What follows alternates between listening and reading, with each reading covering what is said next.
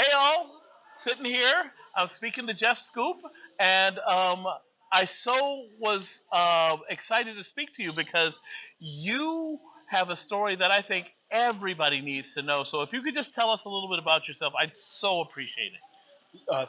First of all, thanks for having me, Ron. It's an honor to be here with you. Havana, All right. Havana. Um, my background is for 25 years. I spent, regrettably, leading the largest Nazi organization in the United States. Wait, you're Nazi? Was. Oh, okay. Former. Whew. I was a little okay. I was like, because I'm not big on the Nazis. Right. Now, Okay. me neither. All right. For 25 years, I was leading that organization. Now, what I do today is I run an organization, a nonprofit called Beyond Barriers. Nice. And Beyond Barriers helps get people out of extremist organizations.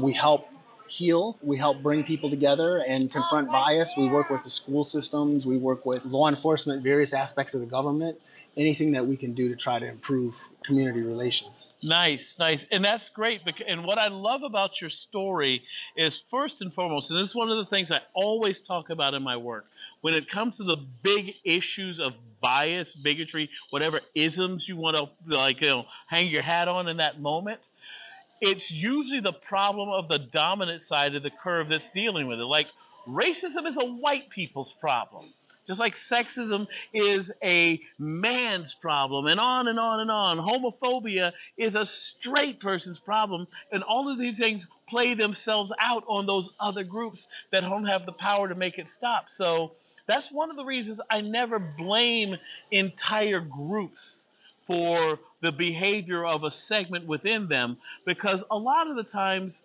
those groups who have that dominant privilege of being on the big side of a thing, they are doing those things either out of ignorance or an incredibly narrow view of the world around them. And sometimes people use that thing. It happens on both sides of the equation, but sometimes people use it to incredibly sinister ends, like you're talking about. That's why I'd love to hear the story of how you got to that place in your life. How to get out? No, how you got in. How I got in. Yeah. Racism, hate, all these things, it's based on fear. Right. And people in those movements or in those environments, they'll never admit it. Right. I know I wouldn't have admitted it when I was involved in it. That's the last thing you would say. Is, right. Oh, I was afraid. Yeah. I didn't understand.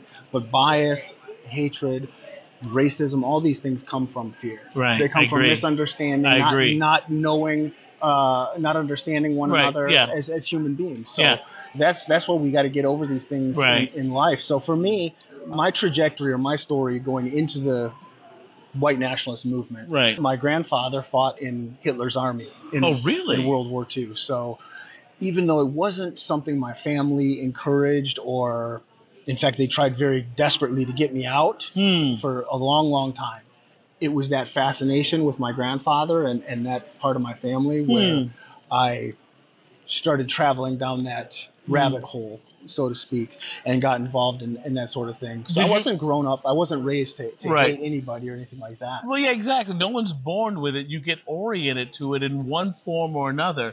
Did you feel like there was something missing that you were trying to find in your grandfather's story?